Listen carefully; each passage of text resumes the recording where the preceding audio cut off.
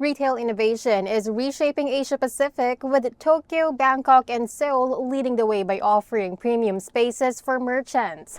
To talk through this, we have Vivek Kaul from CBRE and Andrea Ang from Canvas 8. Vivek, starting from you, what sets these cities, Tokyo, Bangkok, and Seoul, apart as leaders in retail innovation? You know, Tokyo, Bangkok, and Seoul are at the forefront of retail innovation. Driven by the dynamic domestic retail ecosystem, you've seen a lot of brands coming out from Korea, from Thailand, as well as from Japan. A diverse tourist market and vibrant culture and entertainment offering. Tokyo has the highest urban population in the region and high spending per capita. Seoul and its surrounding areas accommodate almost half of Korea's population, and the K-pop culture is influencing fashion as well as retailers globally and consumers globally. Bangkok is one of the highest rated visited cities in the world, with a rich cultural legacy and a diverse and budget friendly retail and entertainment landscape. Now, going to Andrea, in relation to what Vivek mentioned earlier, how would you say is changing consumer behavior affecting retail space design? So I'm going to just highlight three very quick points here. So Vivek, for example, you've mentioned Tokyo, Seoul, and Bangkok as well. The first point here is about depersonalization going beyond data-driven personalization. Starbucks in Seoul, for example, recently launched a new concept store in the Sinchon area, which is home to numerous campuses. And what is really distinct from regular Starbucks outlet is that it has sitting for both individuals and also for group study sessions as well. Its move is really to reflect the needs of its core customer base in Shincheon area, students essentially, whilst trying to distinguish its experiences from growing budget coffee chains around Seoul. A second point that I will highlight here as well is, the beauty of what we are discussing here is that consumers, shoppers are first and foremost people.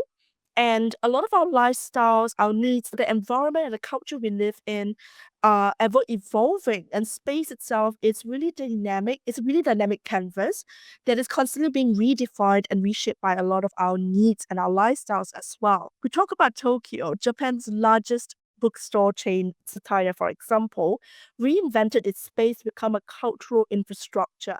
A lot of its limelight is now shifting away from books to creating community spaces to attract young Japanese shoppers as well. And the final point I will highlight here is immersiveness. Now, this is not a new concept when it comes to retail space design, but if you think about it in a very me-first world and environment, perceptively meeting people's needs, it's about closing that sensory gap. So another example I can think of here is Shiseido in Japan, their flagship store, where they have a special beauty meditation experience tucked in like a secret basement where you can have like inner beauty recharge, allow people to go on this refreshing journey. So it's really about elevating the retail experiences by creating pockets of immersive experiences within the space. So if you ask us, really, it's at the heart of me first. Personalization, meaningful connection with retailers. It's simply looking beyond the core offering and emphasize curation of third spaces to cultivate that meaningful sense of belonging. Completely agree with you. In fact, great examples, Andrea.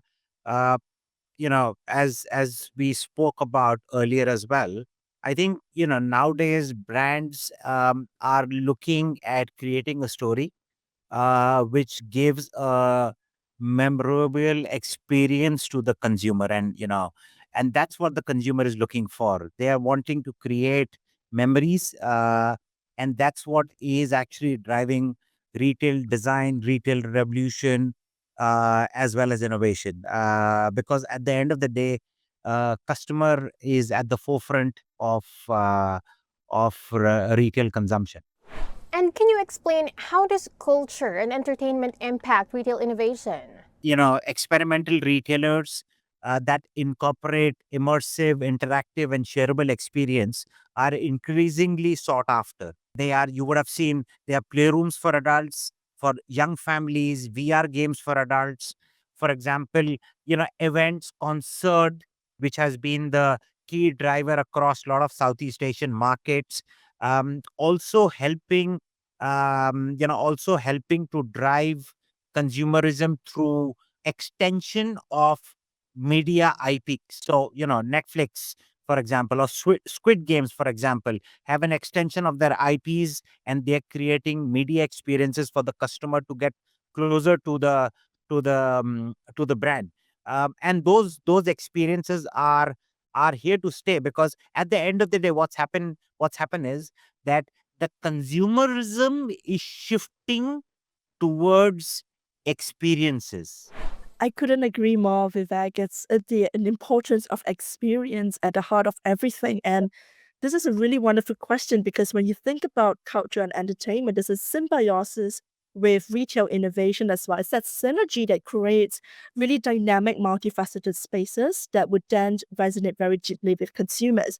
You think about Southeast Asia, shopping malls have always functioned as really important entertainment hubs. But a lot of shoppers now are turning to these spaces as a source of connection, as a place for discovery of yourself. The first thing, I guess, here is to not think about just primarily enhancing dwell time or driving traffic. It's about understanding, we put people first, understanding that this is where life happens, where shoppers get to live out their lifestyles as well. And the other point I would also highlight here is when we talk about experiences, it's also about expression and self expression as well. You take pop up stores, for example. This is not a new concept, but we've seen so many variations and iterations of this. So, if you really understand the consumer changing mindset, is to understand that pop up stores are not just fun, entertaining alternative to online shopping. It's not necessarily just a low risk retail strategy, but really it's an immersive novel experience. It's like visiting, cultural experiences, art exhibitions, and so on and so forth. So it's not about just offering limited edition products in pop-up stores. It's about going into limited edition experiences when you infuse these storytelling elements from culture, from entertainment into meaningful experiences with the shoppers. Now, considering all that you've mentioned, and in order to prepare for the future, can you name the challenges that cities with aging populations face in sustaining retail growth? The aging population, it's more loyal to the products that they like or the experiences that they like. Um, it is also their affordability in certain markets is much higher than what the younger generation can afford. Okay, so they are serious shoppers. They are more loyal, uh, and their affordability, as I said, is much more higher. So, I would say it's a good, as I say, it's that you should make a product to target a silver economy. And I think, as long as you can create a product offering unique to that age group, there is no limit. First and foremost, as generational assumptions shift, there's really a big opportunity here to connect with older generations by going beyond a lot of generalizations, by going beyond a lot of stereotypes as well, and truly understand who they are and what they need and what they want. It's not about just living out your golden years, but it's about enjoying your third chapter, essentially. They have more money to spend on themselves. They are desiring new experiences, like Vivek you've mentioned as well. The other element I would also highlight here, it's about how retail environments are essentially a place for meaningful sense of belonging. So if you think about engagement with older, shoppers as another way to attract them, think about how you can make the in-store experience the centerpiece of engagement as well. It's about thinking how we can turn very transactional moments with engagement with the brands or retail spaces like grocery shopping, or if you think all the way to the other extreme end with luxury shopping as well, coming from a point of view of what this hospitality looks like when engaging with these older demographics as well. How do you enhance their joyful experiences? How do you drive frictionlessness? It's not just about speed or hyper convenience, but really helping them feel like the experiences feel accessible, less complicated, but also much more joyful and enjoyable.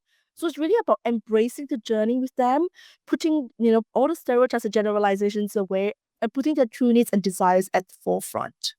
Thank you so much for your time today, Vivek and Andrea. Looking forward to having you both back on the program. Thank you for having us. Thank you so much. Lovely to be here. Once again, those were Vivek Kao, Head of Retail for Asia Pacific at CBRE, and Andrea Ang, Asia Pacific Insights Director at Canvas 8.